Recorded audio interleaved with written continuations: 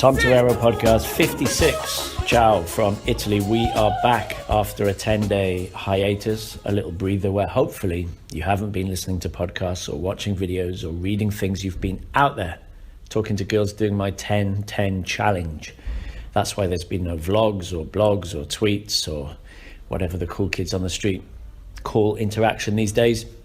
And we'll come on to the fruits of our labors. That's what this podcast is all about. But I wanted to kick off with an email, a very nice email, a little bit lengthy, but it's a story, it's motivating, it's a window into a guy actually doing something.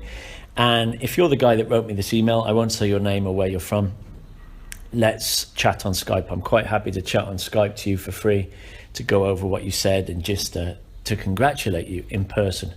But anyway, I'll change your details. I hope you don't mind me reading out this email, but it's going to be very useful. Hopefully this will kick somebody else up the arse, because if I nag people, they don't listen. But hopefully your story will inspire. He says, "Dear Uncle Tom, my name is, we'll just say Bob. I am a 25-year-old Muslim man." He's from a Muslim country in the Middle East, "with more passion for daygame than you. I started daygame 2 years ago at university. It has truly changed my life. It has changed me beyond comprehension. Prior to daygame, I had several long-term, one-sided infatuation heartbreaks from 2 fat girls and 1 weird one, all of them Muslim. No game, no social calibration, needy as fuck.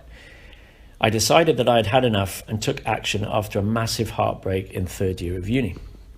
I was introduced to game through a psychotic friend. He was a fearless bastard. He showed me how to approach and destroy any approach anxiety. He knew how to be intriguing, but he lacked social calibration immensely. I learned from his mistakes and gave myself a challenge to approach 5 to 10 girls a day at uni and get at least 2 or 3 numbers and 1 date a week. I love it. That is good. That is focus. This was my objective and my goal for the 2nd semester of university 2014. I went on many dates, had a few instant dates, up to 100 number closes, good on you, and a few kiss closes. The majority, 90% of the girls I was gaming were rich, very beautiful Southern English girls with trashy, trendy, arrogant, we are cool as fuck hippie style characteristics. I know what you mean. They were fucking mean and harsh, but I learned so much. I should repeat that line. They were fucking mean and harsh, but I learned so much. Topic of today. Moving on from university, I went for a few trips abroad to game, including Croatia, Norway and Sweden. I had many number closes, not many dates, for logistical reasons. They were fairly short trips with a bad wing. On my travels, I met about 4 or 5 beautiful blonde babes in which I took pictures with and used to motivate myself. He says, not physically, whenever required. Upon returning to the UK, I gamed hard. I finally lost my virginity to a beautiful Welsh girl. Iachida, get in there. The Welsh flag, congratulations. He says, she was wonderful, exclamation, exclamation. I love this footnote. She was drunk, but my game was tighter than her pussy. Welsh girls, always classy, always drunk.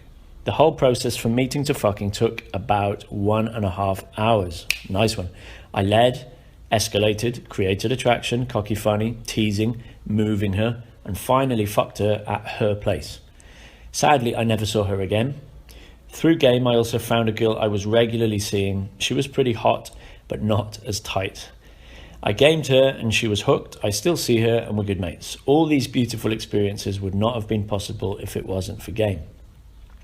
And then I'll skip a bit. He talks about going back to his home country. He had to do a job. There weren't any girls around. And then he went back to a city in the UK. In 2016, he started gaming again, only once or twice a week at uni during the evenings or on Saturdays. Not much luck, as I cannot meet girls after work. I commute from one city to another, and by the time I am home, I am drained of all my energy. Weekends busy with other things, but I still try to put a few hours in. See the focus, see the dedication. This is great. I took a little game holiday about a month ago. I returned from the trip gleaming. I won't say where he went, but it's a classic European day game destination. So he went there for 12 days. He says, I traveled solo, stayed in a hostel until I got a few leads, then Airbnb, great trick. The numbers are as follows, Mr. Tom. This is following on from Thomas's podcast 55 last time when we were talking about data. Here we go. He says, these are his results. 1 notch, congratulations. 1 bounce back, 4 instant dates, 10 plus numbers or Facebook closes, 3 Tinder dates, I won't say anything, 5 or 6 kiss closes, good job, and he's still in touch with about 5 of those girls. The age range, I can't say that, the age range was 17 to 22. Fantastic. Hot, sexy, young, European, God-sent peaches, he says. Realistically, I could have had 4 notches, but I slacked. I loved it, never been so happy. I will be leaving my job in 2 weeks and I am looking to work as a freelancer. I'm going to live and travel around Europe and game like a dog. You have been the biggest inspiration to me, Tom. I love you, man, he says. That's nice, bro, love coming back at you. I love your videos, your travels, your adventures, your style, minimalist, efficient, intelligent living. Love your products and free YouTube content. You're very welcome. During my 1 hour commute to work and back, I always listen to your podcasts and the recommendations you provide, such as 4-hour work week, the selfish gene, etc. And he says, get in touch with me. And I am. After I record this, I'll reply to that email. Or if you're listening to this on your way to work and you think that is my email, then get in touch with me and let's chat on Skype. But congratulations again, amazing story. And if you haven't guessed today's topic, that email was a shining example of why day game is empirical, all right, over theoretical, over scientific theory. Empirical just meaning knowledge acquired by observation and experimentation. I think it's from the Greek word experience, yeah, or the senses. And we'll kick off with that quote that I love that I've tweeted before. Action will remove the doubt that theory cannot solve. Now, of course, I'm not knocking theory. I was a scientist at university. There's a time and a place for the scientific method and scientific abstract theory, but not for game. All right, even though I'm always saying 90% in field, 10% theory, it's probably more like 99% in field, 1% theory, which is in street hustle.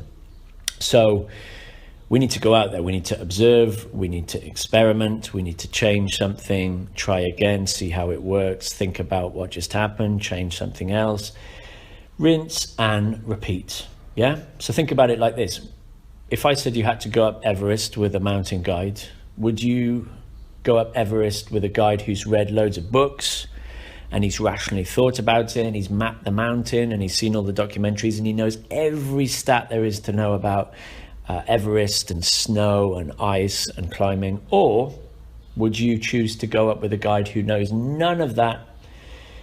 You could say he's the opposite of rational in terms of his theory, but he's climbed it and summited Everest 5 times. So who would you go up with? Who would you go day gaming with? A guy who's read all the PUA books, he's watched all the PUA videos, he's been to every seminar, he's downloaded illegally all the material. Or would you go out with a day gamer who's been doing it like the chap in the email for a year or 2 and getting results? Okay, that's what we mean by empirical game. So it's another nag about action rather than mind wank. Practical experience over theory. So we're going to forget the mental masturbation, we're going to forget the mind wank, we're going to forget the procrastination, and we're going to take action, which is my tagline, grabbing life by the horns, yeah? More importantly, if you're taking dating advice from generic videos or generic men's magazines like shitty GQ or Men's Health, from dating columns, generic books written by people who've maybe been on 5 to 10 dates and now they're married with kids and they mean well, they think this sounds right, you know, theoretically this sounds right, this should work. So I'm going to write a top 5 things to do article about how to kiss a girl, how to get a girl, how to get a girlfriend, how to sleep with a girl, whatever. They're giving this generic dating advice which has not been field tested. So often it's the opposite of what is true. Watch my YouTube video about counter intuitive game truths. Most of the fundamental truths in game are the opposite of what your mum told you, maybe what even your dad told you, certainly what you learn at school or in any movie ending. So that's why to most guys, they just don't make sense. In the back of Street Hustle, I go through, I think, 15 major counterintuitive game truths. But on that YouTube video, I go through 5. And it's also very confusing because now the internet is clogged up with infields and it's clogged up with seminars. So every Tom, Dick and Harry is chipping in, and you're not sure whether that Tom, Dick or Harry has been out there slaving away in field, approaching thousands of girls, or if he's just another armchair PUA. So the guys that give you advice, maybe you comment on a YouTube video and they offer some advice underneath. How do you know if that advice is theoretical or empirical? I call them armchair PUAs or stay at home day gamers. And you'll often see this. I'll put an infield out and a guy will critique it based on his theoretical understanding of game. He'll say, well, hang on a minute, that hook wasn't what I read about. You only teased twice instead of 3 times. Hang on, that set was 6 minutes rather than 8 minutes. Hang on, it was too sexual. Or hang on, this seems too social. And I've read that. I think that. What would happen if? Yeah, it's like people that spend their lives arguing, debating, trolling on platforms like Twitter, yeah? I call them Twitter warriors, paper alphas, sideline critics, I think you call it in football, armchair radicals, guys that know everything. They can talk the talk, but they don't walk the walk. And like I said, if you're in the scientific community, no, I'm not knocking scientific theory. But with game and girls, we have to take this hands-on approach. The game is played in fields. I quote Mystery saying that many, many times. So that's why I did the 10-10 challenge. Let's come back to what's been happening in the last 10 days. I said 10 days ago, go out for 10 days and every day approach 10 girls. That makes 100 approaches. And that's a good data set, even if you're a beginner, to learn the front stop or learn the open and the basic stack, to improve your voice, stop the upward inflections, stop sounding really needy, to focus on your eyes, to not interview her. What's your name? What are you doing? Where are you from? Do you like it? Oh, that's so cool. Not building rapport, but breaking rapport. So practicing some spikes, practicing some teasing, practicing some challenging. Maybe you got onto storytelling. So getting the topic she gave you and then boom, using the launch pad. There's a video on that, or it's in Street Hustle. When I think of X, I think of Y, or my friend said that, or my friend is and he said that, and then into storytelling. Maybe you noticed the hook point in its different forms. Maybe you realized you had to turn off your game, dial it down, let her invest. Maybe you were practicing qualification or closing strong, persisting when she said she has to go or she has a boyfriend. Persist, persist, persist. Maybe you took it further with instant dates. You said, fuck it to the number, burn your boats mission. You left your phone at home. Maybe you did a bounce back. Maybe you got laid. But here's the weird thing. And I've been putting out that challenge, I think, for 4 years. This is year number 4. Considering that my YouTube channel has, I think now, 10,000 subscribers, none of them brought, 10,000 real subscribers, it is still alarming that only a handful of guys, I think around 5 guys this time, actually left a log of their daily approaches. Maybe you were doing it and you didn't leave a comment, that's fine, but it's still an alarming statistic that so many guys watch the YouTube videos, download the podcast. The podcasts get thousands of downloads from iTunes and even people watching them on YouTube. Yet a few guys went out there and did it. So I'll keep doing this challenge every year, and I hope even for 1 or 2 guys, it made a difference. You went out there, you tested all this theory, and you got some results. I randomly put the guys that were doing it into the random comment thing, random comment generator chooser, and the winner of the free Skype coaching is Rufio Sahota. Again, I'll send you a private message, but sometimes it's weird to get them via YouTube. So if you're listening, Rufio Sohoto, well done for your approaches, and you've won for your efforts a 3 hours Skype session with me. So we'll do that whenever, wherever. And another quote: motivation will die, let discipline take its place. So yeah, even this podcast or going to a seminar or reading a book, that's motivation, and you get all fired up, like giving up smoking or losing weight or joining a gym or becoming a marathon runner. You get all fired up and then it all fizzles out. We all know that feeling. So rather than motivation, this is why I'm not big into things like Tony Robbins, life coaching. Daily discipline, small habits that are initially painful, they become boring and tedious, but just small, quiet actions repeated over and over and over and over again, like the guy in the email saying that he had that thing where he's got to go out, he's got to get X number of numbers, X number of dates a week. That's what gets results. All right, so those cheesy kind of motivational quotes on Facebook with sunsets and puppies and yeah, they're twee, they're sweet, but no, we need to look at men who are taking action. Speaking of action, I've been busy. I did the 10-10 challenge, but I've also been hitting it really, really hard since kicking off my stealth seduction in-field filming. It's all around the world.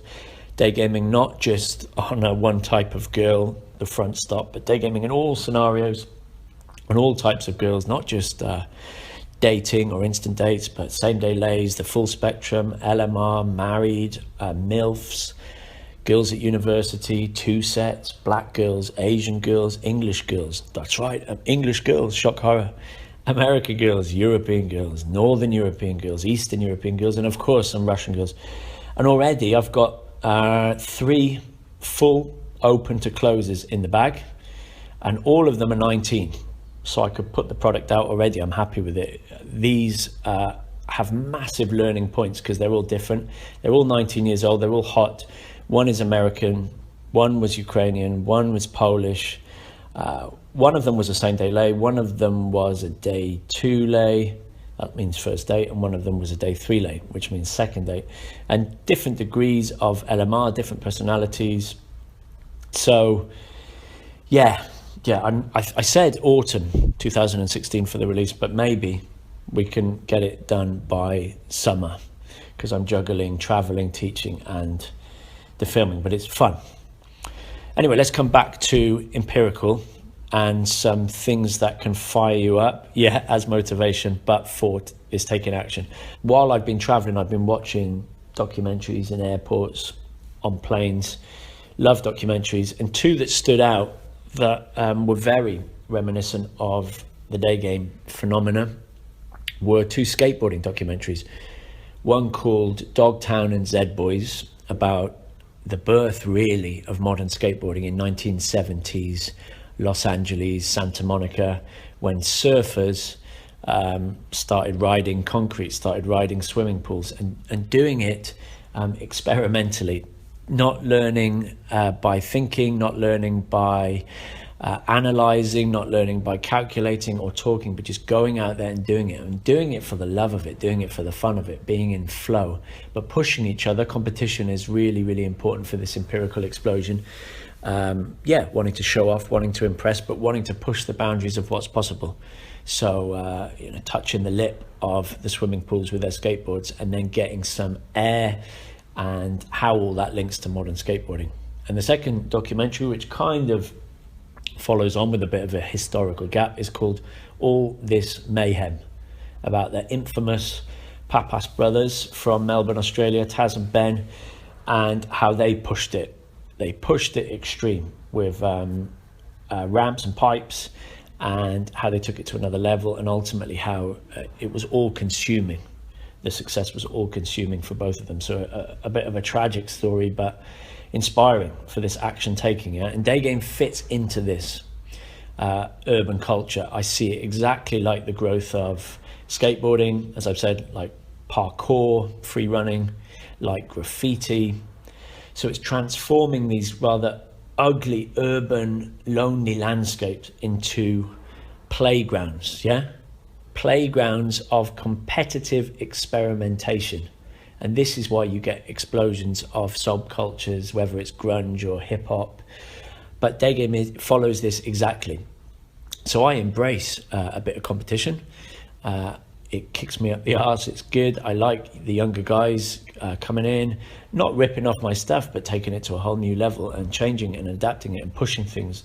And then I watch that and go, Jesus Christ, that's a different style of daygame. That's why I like watching enthusiastic students. I always learn something from students that are pushing it hard, or when I do Skype talks to guys that are getting results, or I get emails like that, I think, fuck, this is good. Guys are trying it, they're taking it, they're running with it, they're adapting it. It's evolving. That is the definition of evolution, yeah? This is empirical game. So going out there and pushing it. And this will always trump, in my opinion, sociologists, social scientists, psychologists, and they're looking at anecdotal kind of survey, questionnaire, data that they've gathered on campus or via mail, and then they're making conclusions about how people interact, how men and women interact, the difference between the sexes. Whereas a good day gamer who's been doing it for 2, 3, 4 years, speaking to thousands of girls, going on hundreds of dates, sleeping with hundreds of girls, that person is recognizing real world patterns, saying, if I do this, then girls do this. If I act like this, girls do this. If I say this, this is what happens. And I've been saying this to the guy I was living with recently. He was trying different date venues all over the city. And I said, look, keep it the same, right? To calm yourself down, to be able to test this live in field. Keep your venue 1 the same. Keep your bounce to venue 2 the same. Even keep the seats the same. Even keep the drinks the same. Even keep what you're wearing the same. Follow the date model. What are you doing in venue 1? How are you bouncing? What are you doing in venue 2? How are you bouncing from there, seeding it to the apartment? What are the logistics in the apartment? Keep it the same. Keep the movie the same. You know my joke about watching Vicky Cristina Barcelona hundreds of times. I really have done that. Because when all this is on autopilot and I've tried and tested it, it makes me calm, and therefore the leading and the escalating is much easier. And I can see patterns, all right? If you keep switching things, there's too many variables, you won't know.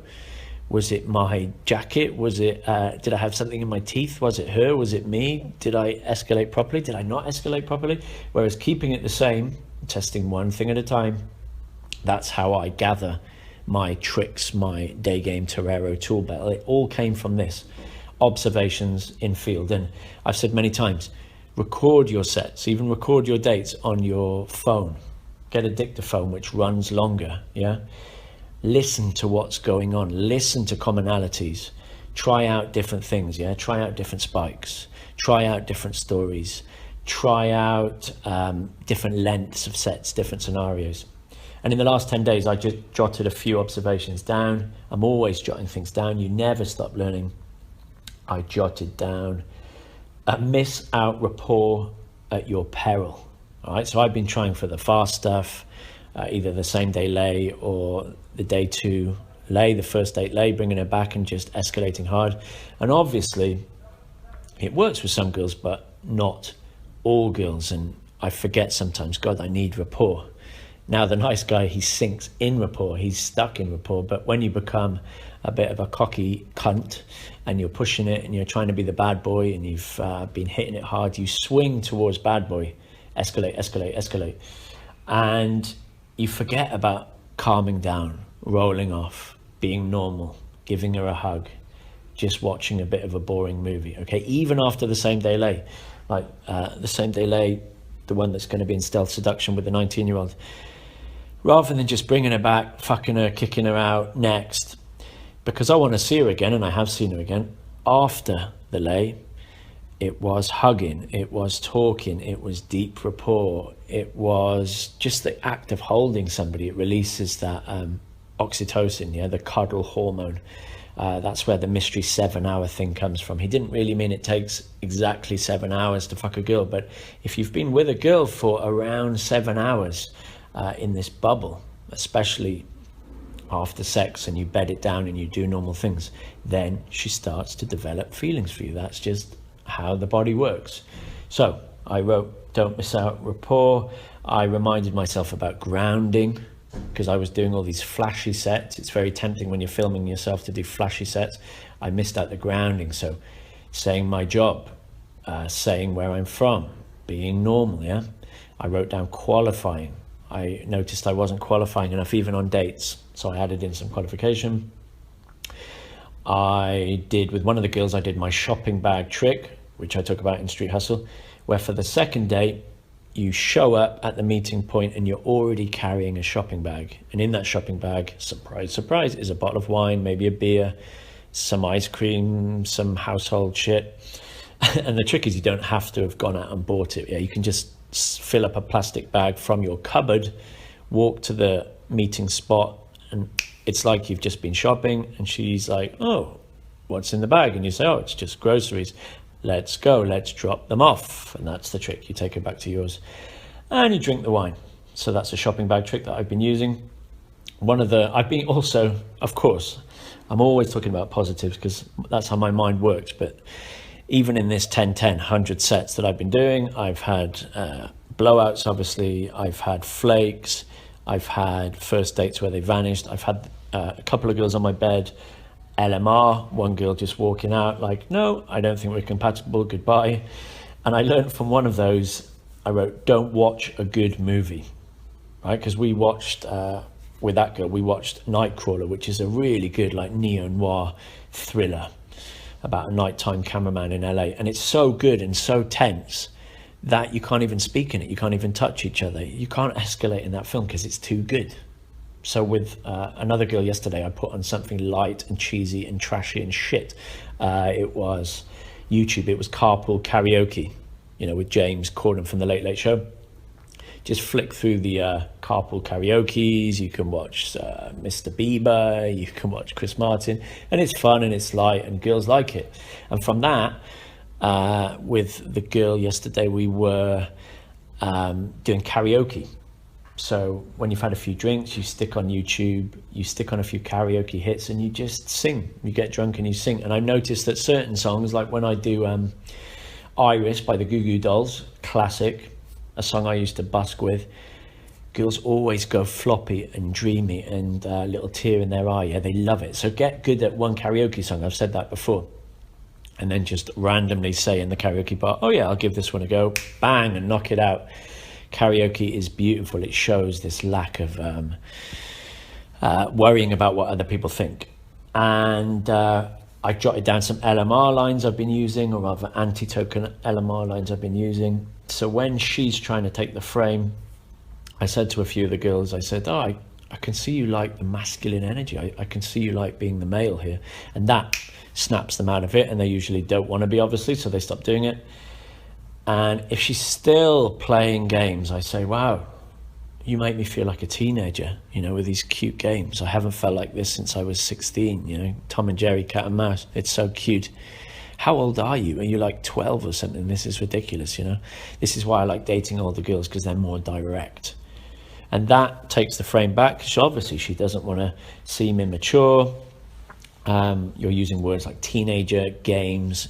You're saying, listen, I like being direct. I like being honest. I've spoken about this before, but those were working for me this week. So there you go. Doing it, taking observations, making adjustments, doing it again. Let's finish with a few quotes. In theory, there is no difference between theory and practice, but in practice, there is. I like that. So you can debate all you like on Facebook, on Twitter. Oh, fucking Twitter, debate, troll, shout at each other from the safety of your iPhones and Starbucks. Oh, the irony. But until you go out there and either put on boxing gloves and have a fight, or draft yourself into the army and go and fight for your what you believe in, or go out there, hit the streets, do day game, try all these things that you've been arguing about, you'll never know. And that's where the saying comes from, truth happens to an idea. So ideas, yeah, they're great. Yeah. How to open a 5 set in a shopping mall. But truth happens to that idea when you go out, rubber meets the road, and you try it. Yeah. Einstein said, pure logical thinking cannot yield us any knowledge of the empirical world. All knowledge of reality starts from experience and ends in it. Thank you, Mr. Einstein, Pimp Daddy.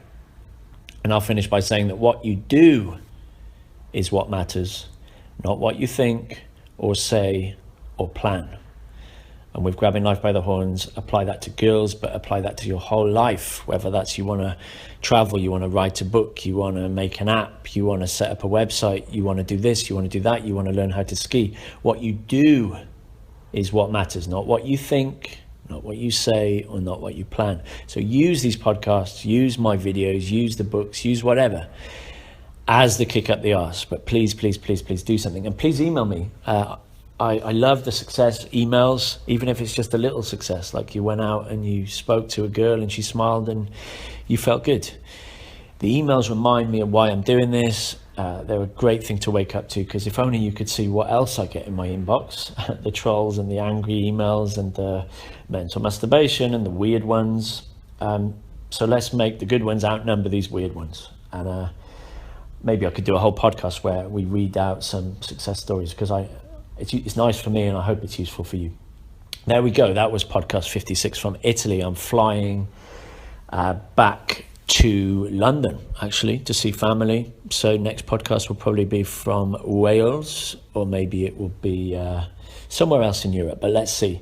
Go out there. Enough listening for today. Go and talk to some girls. Ta-da.